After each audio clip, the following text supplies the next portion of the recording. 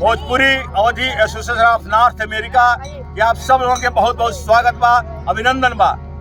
हमके बुझाता कि आप लोग होली के तैयारी करत रहल मानी और हमन के भारत से आपके बधाई देते हैं होली के। भाई देव सिंह जी नमस्कार, भास्कर जी नमस्कार, प्रवीण भाई नमस्कार, रमेश भाई नमस्कार और सब लोग जे बाना में जितना लोग बा सबके बहुत बहुत बधाई होली के। होली देखिए वो आपस के मिलन के त्योहार है। एक तो आई हमन के होली भारत से आपकी शुभकामना देते हैं होली खातिर।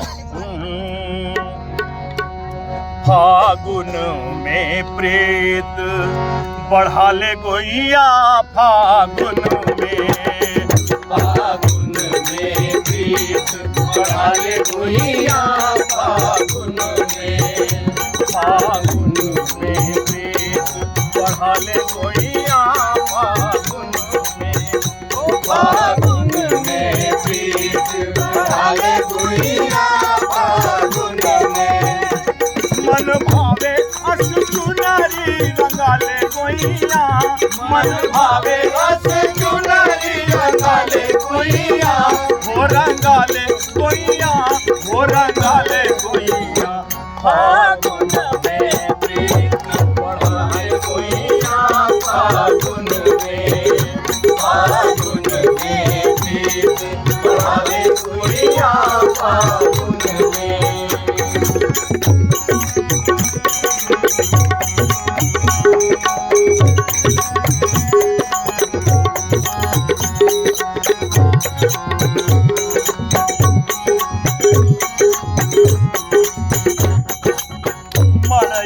महल एक होई जाए, मरई महल एक होई जाए, राजा रंग एक संग गाए, राजा रंग एक संग गाए, वसुधैव बढ़ा ले गोइया, फागुन में वसुधैव कुटुंब